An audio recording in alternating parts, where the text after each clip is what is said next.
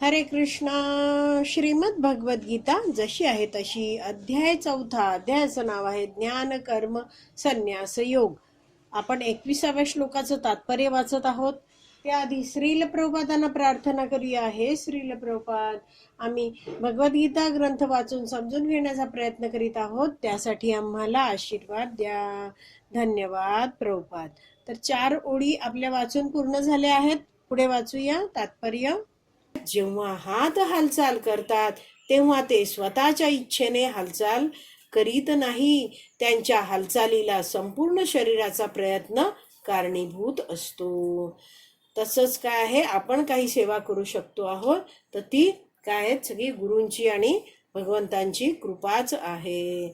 कृष्ण भावनाभावित मनुष्य नेहमी भगवंतांच्याच इच्छेनुसार कृती करीत असतो, कारण त्याला वैयक्तिक इंद्रिय तृप्ती करण्याची इच्छा नसते. तर असा हा जो कृष्ण भावना भावित मनुष्य आहे, त्याच्या मनात विचार कोणते आहेत? मला फक्त भगवंतांना संतुष्ट करायचं आहे. आणि त्यामुळे भगवंतांच्या ज्या इच्छा आहेत, त्यांनी सगळ्या आज्ञा इच्छा सगळं या वैदिक शास्त्रात भगवद्गीतेत सगळं लिहून ठेवलं आहे. तर त्या इच्छा पूर्ण करायच्या आहेत, त्या आज्ञा या भक्ताला पूर्ण करायच्या आहेत. स्वतःच्या वैयक्तिक इंद्रिय तृप्तीची त्याला काही इच्छा नाहीये. पुढे वाचते आहे. तो एखाद्या यंत्राच्या भागाप्रमाणे कार्य करीत असतो. ज्याप्रमाणे यंत्राचा भाग सुयोग्य ठेवण्यासाठी त्याला तेल घालावे लागते आणि त्याची स्वच्छता करावी लागते, त्याप्रमाणे भगवंतांची दिव्य प्रेममयी सेवा करण्यासाठी योग्य राहण्याकरिता कृष्ण भावनाभावित मनुष्य आपल्या कर्माद्वारे स्वतःचा निर्वाह करतो. म्हणून तो कर्मफलांपासून मुक्तच राहतो. तर नीटपणे जाणून घेऊया. इथे तर एक उदाहरण प्रभुपाद देतात, यंत्राचा भाग.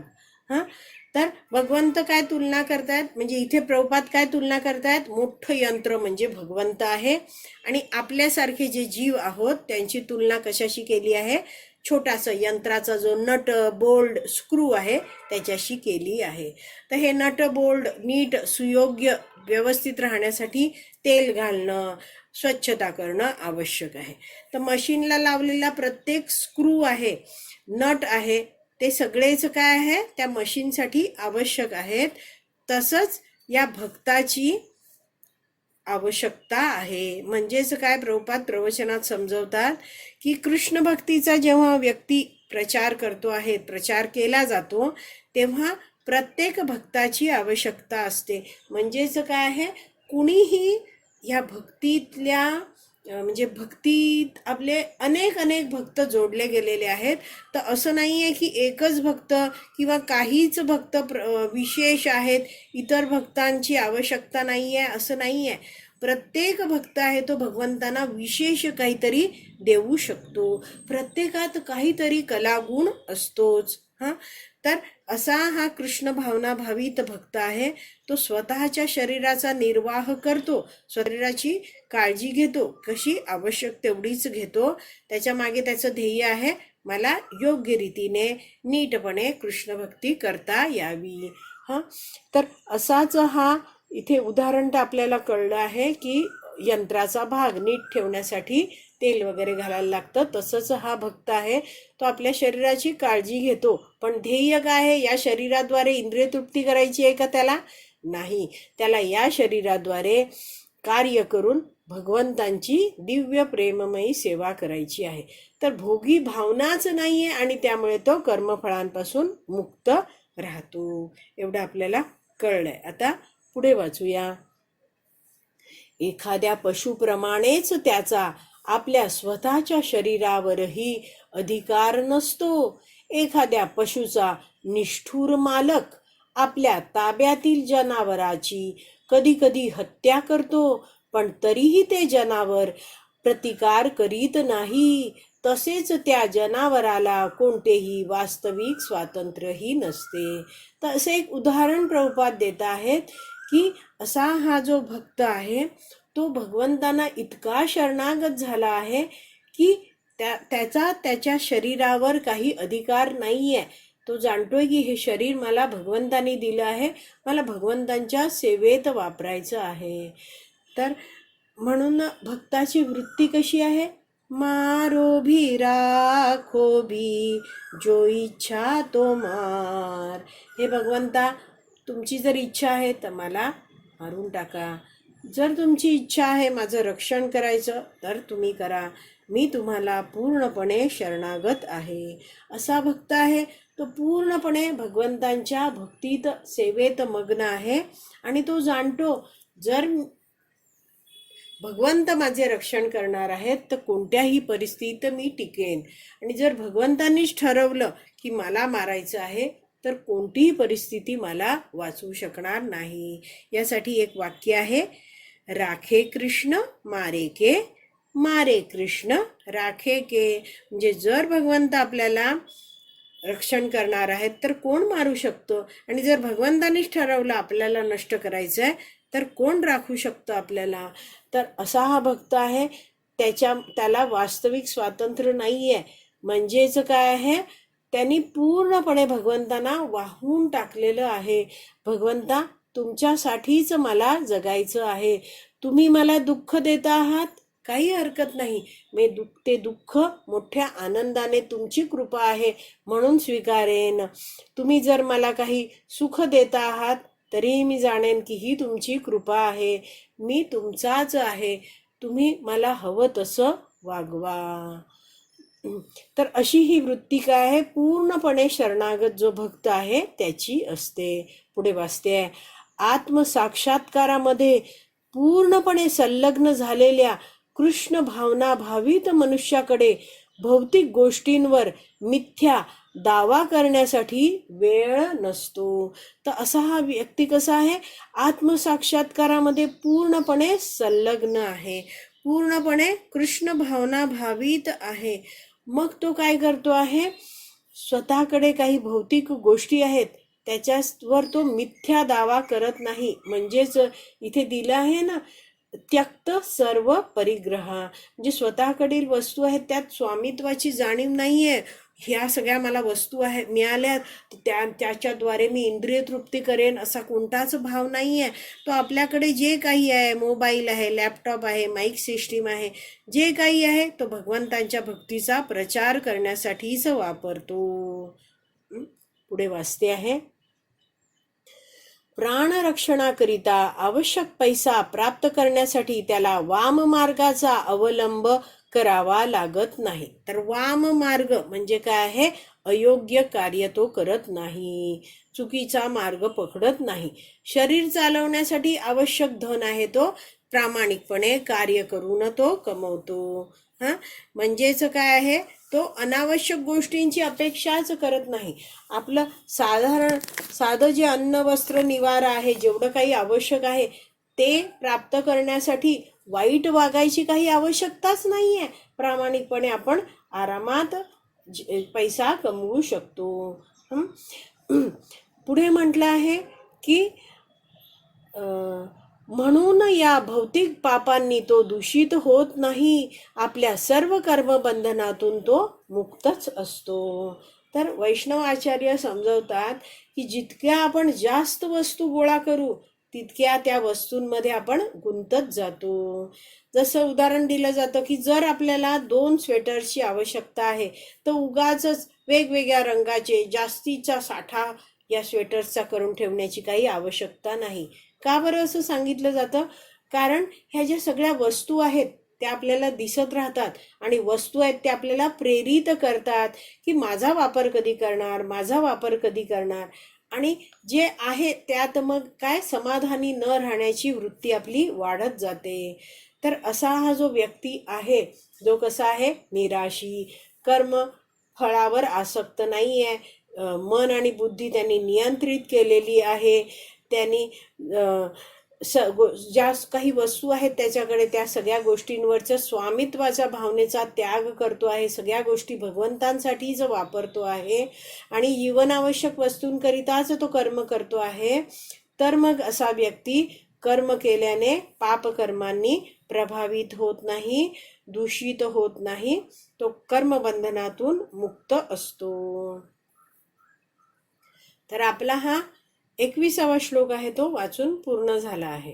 तर काही शंका आहे तर विचारा, नाहीतर आज आपण इथेच विराम देऊया.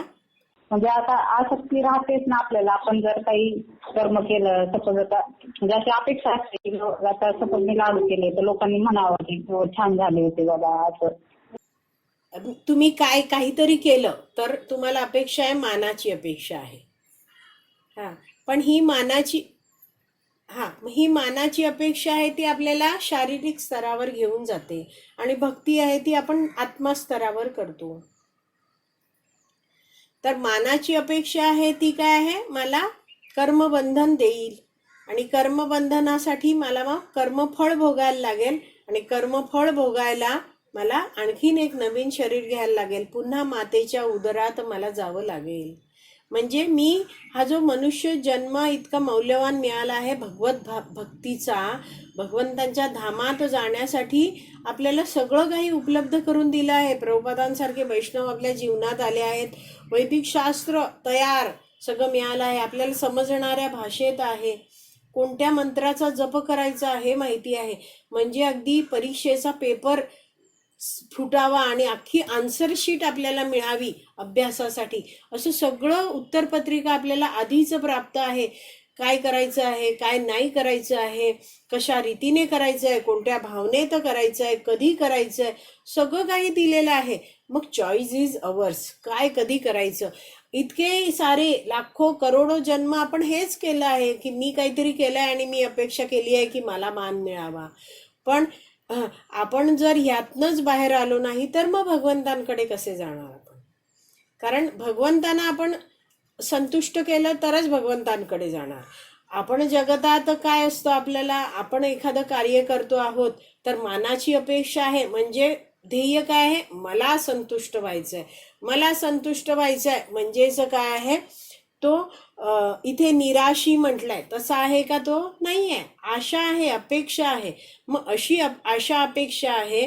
आता समजा तुम्ही काहीतरी मोठं कार्य केलं, 10 जणांनी तुमचा गुणगौरव केला, तर ही तुमची इच्छा मानाची जेव्हा पूर्ण होते तेव्हा ही इच्छा पूर्ण झालेली नवीन इच्छेला जन्म देते की मी पुन्हा असं काम करेन आणि 20 लोक माझी स्तुती करतील, मला टाळ्या मिळतील. ह्याच्यात आपण गुरफटत जातो, गुंतत जातो. पण प्रभुपाद समजवतात की कार्य करा. आता तुम्ही उत्तम डॉक्टर आहात, तुम्ही कार्य करा, पण जसं हॉट पोटॅटो म्हणून अतिशय सुंदर उदाहरण प्रभुपाद देतात की एक खेळ फॉरेनला खेळला जातो. ओव्हनमध्ये बटाटे उकडत ठेवतात आणि आई आहे ती तो उकडलेला बटाटा हातातनं बाहेर काढते आणि असे सगळे रांगेत उभे राहतात. आई आहे, बाबा आहे, मग मुलं आहेत, दुसरं मूल आहे, आणि मग टेबलावर एका भांड्यात ते बटाटे ठेवायचे असतात. तर तो बटाटा आई घेते, चटकन बाबाकडे देते, बाबा चटकन मुलीकडे देतोय, मुलाकडे जातोय, अशा रीतीने. तर तो बटाटा आहे ओव्हन मधला, तो कुरवाळत राहिलं तर काय होईल माताजी, आपला हात भाजला जाईल. बरोबर. त्यामुळे आपल्याकडे जे काही कुवत आहे, क्षमता आहे, त्यांनी आपण सुरेख कार्य करू शकतो. पण ते हॉट पोटॅटो सारखं हाताळायचं. काय, मिळालेला मान सन्मान. तुम्हाला मान सन्मान मिळतो आहे किंवा तुमचे प्रभूजी इतकं सुंदर प्रवचन करतायत तर मान सन्मान मिळतो आहे, तर लागलीच मनात जाणायचं की हे माझं कार्य नाही, गुरु महाराज आहेत, त्यांच्या कृपेमुळे माझ्या मुखात काहीतरी येऊ शकतं आहे, ही भगवंतांची कृपा आहे. किंवा तुम्ही काही डॉक्टरचं म्हणून कर्म करता आहात, तर हे सगळे बळ कोणी दिलंय, शक्ती कोणी दिली आहे. सकाळी उठून स्मरणशक्ती, मी डॉक्टर आहे अशा रीतीने कार्य करायचं, ही बुद्धी कोण देत आहेत, माझे भगवंत देत आहेत. हातापायात शक्ती आहे, डोळ्यात शक्ती आहे बघण्याची, ही सगळी भगवंतांकडून मिळते आहे. आणि त्यामुळे मी जे काही करू शकते ते भगवंतांच्या कृपेने आहे, असं जेव्हा आपण म्हणत जातो तेव्हा मग आपली मान सन्मानाची इच्छा आहे ती हळूहळू कमी होते. तुम्हाला मान सन्मान मिळेल. गुरु महाराजांना काय कमी मान सन्मान मिळतात, मोठे मोठे अधिकारी येऊन त्यांच्या पायावर झुकतायत, पण ते जाणतायत की हा आदर मला नाही आहे, माझे भगवंत आहेत, त्यांची मी सेवा करतोय म्हणून ते आदर देत आहेत. इदम न मम, हा आदर मी माझ्यासाठी घेऊन मी घमंड गर्व करणार नाहीये. ते सगळं काय करतात, भगवंतांना पास ऑन करतात. जसा गरम बटाटा पुढे पुढे पास केला जातो, तो हाताळत बसलो तर आपला हात भाजतो तसंच हा मान सन्मान जर आपण कुरवाळत बसलो तर काय होणार, आपण भाजले जाणार. कशाने भाजले जाणार? शारीरिक स्तरावरच राहणार, कर्मबंधनातच अडकणार.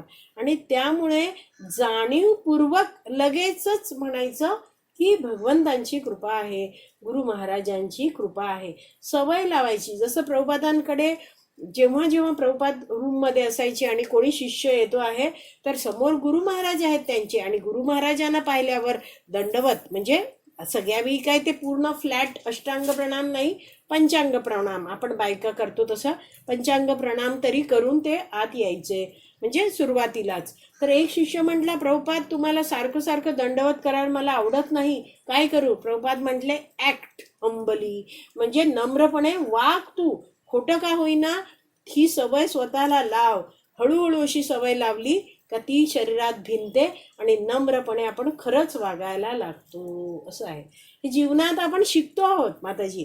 दीक्षा याचा अर्थ काय आहे? इनिशिएशन, म्हणजे सुरुवात झाली आहे आपल्या शुद्धीकरणाची. आपल्याला सगळं वैदिक शास्त्रात ज्ञान दिलेलं आहे, त्यानुसार आपल्याला हळूहळू हळूहळू स्वतः वागायचं आहे. आपण नीट वागलो की आपल्या आसपासचे जे आपली मुलं बाळं आहेत, आपल्याशी कनेक्टेड जे भक्त आहेत, तेही शिकतात आणि तेही योग्य वागतात. असं आहे.